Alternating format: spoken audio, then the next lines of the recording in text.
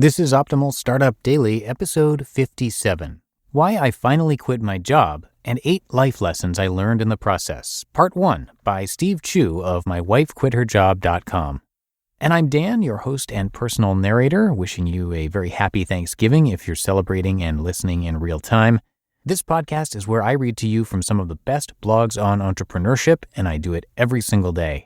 And I have a bit of a longer post today, so like I usually do, I'm going to read the first half today and then finish up the rest tomorrow.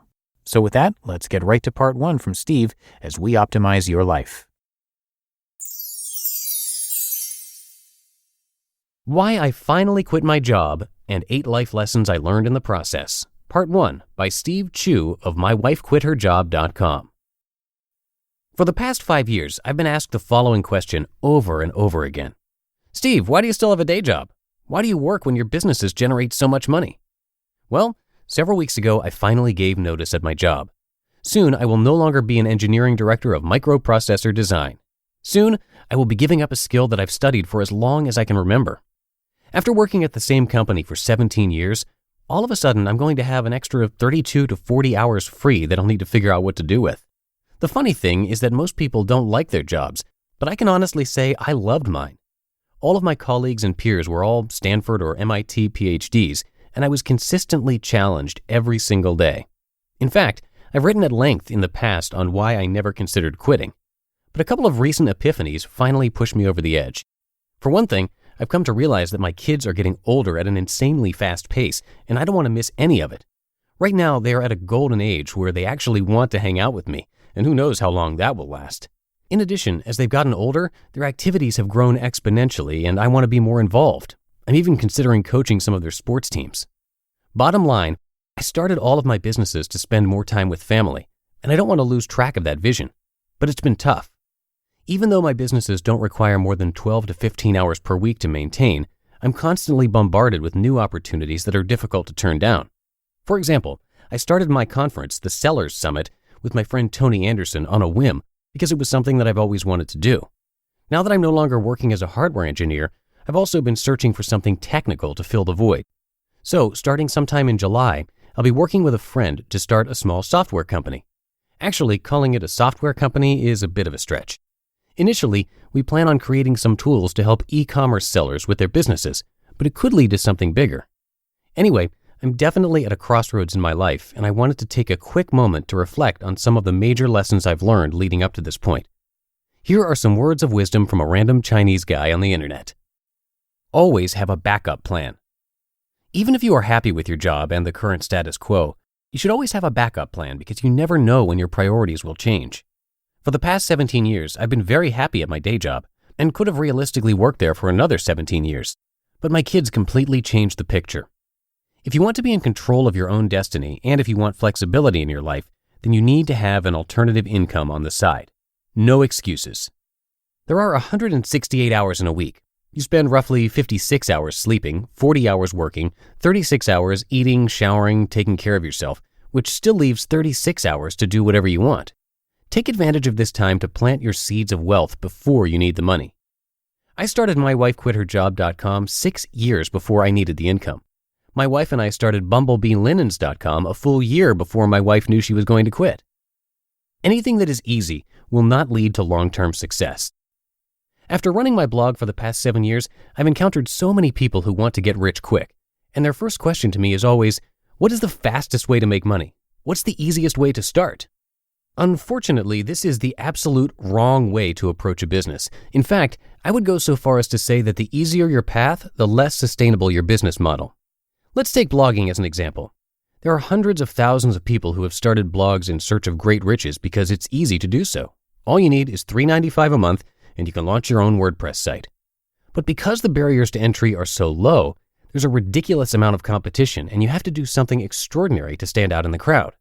The people who succeed at blogging today are those who either started when it was much less saturated or those who are doing something incredible that makes them stand out.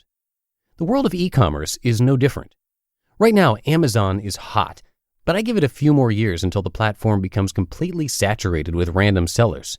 You can either hop on early, right now, or you can wait until it gets much more difficult. When my wife and I started Bumblebee Linens, We made a commitment to sell products that were a pain in the butt to fulfill. Doing custom embroidery sucks. Not only are the machines expensive, but it also requires some expertise to stitch out embroidered designs in volume. But custom embroidery on demand is a value add that allows our little shop to stand out. Design matters. The design of your website matters, and I was just reminded of this important lesson 3 months ago when my mastermind colleagues ripped my site to shreds. If you have your own brand and web property, you can't neglect the aesthetics and usability of your site. Customers who shop in your store evaluate whether they are going to buy from you within the first 5 seconds, so you really have to make those seconds count. By having an attractive and usable design, you can drastically increase the likelihood of a purchase. If you haven't read my post already, I recently wrote about how my last site redesign resulted in a 42% increase in conversions. Check it out. Never call yourself an expert. When I first launched my e-commerce course back in 2011, everyone started calling me an e-commerce guru, and I fell into the trap of playing that role. But here's the thing. As soon as you start believing that you're an expert in your field, your mind instantly shuts off. All of a sudden, you find yourself less willing to learn new things because you feel like you know everything already. And what's worse, being an expert makes it difficult to openly admit that you don't know something because everybody expects you to be a master in your field. So here's my advice, even if you are awesome at what you do. Tell yourself that you don't know everything there is to know about a subject. You can learn from everyone regardless of skill level. You are a student just like everyone else. And you must keep up with the latest trends in order to stay relevant. If you tell yourself these things every day, you will keep an open mind and constantly learn. To be continued. You just listened to part 1 of the post titled Why I Finally Quit My Job and 8 Life Lessons I Learned in the Process by Steve Chou of MyWifeQuitHerJob.com. Now, have you thought about adding Bitcoin to your retirement account? How do you get involved when the whole thing seems super confusing? It's worth looking into. Crypto assets could be the best opportunity to build generational wealth since the discovery of oil. In fact, Bitcoin has been one of the best performing assets of 2020. So if you're looking to diversify your portfolio with new, innovative investments, check out BitTrust IRA. BitTrust IRA will help you add cryptocurrency to your portfolio both seamlessly and securely. They store your private keys in nuclear bunkers with military-grade encryption. Plus, they have a 24/7 trading platform with no minimum investments and unlimited trades and a team to help guide you along the way if you have any questions, with the lowest trading fees in the industry. Go to BitTrustIRA.com/OSD today to learn more. And for a limited time, BitTrust IRA is waiving the sign-up fee for OSD listeners, a $50 value. That's BitTrustIRA.com/OSD. BitTrustIRA.com/OSD, and I have that linked in this episode's description. And thank you to Steve for letting us read his content. When his wife became pregnant and she planned to stay home with the baby, they knew that they'd need to find more income, so they started a little online store called Bumblebee Linens. And I need Steve and his wife to come work for my business because in just 1 year, they were able to replace his wife's salary of $100K per year, and they started My Wife Quit Her Job to document it all, including income reports. And now, as you heard, he was able to leave his job too, so it's not just his wife who quit her job anymore. Also, like you heard in the post, he started the Sellers Summit, which is virtual this year, and you can learn more about that at sellerssummit.com. All right, I think that does it for today. Have a happy and very safe Thanksgiving if you're celebrating in this most unusual year. Thank you so much for being a subscriber to the show, and have a great rest of your day. I'll see you back here tomorrow, where we'll finish up this post and where your optimal life awaits.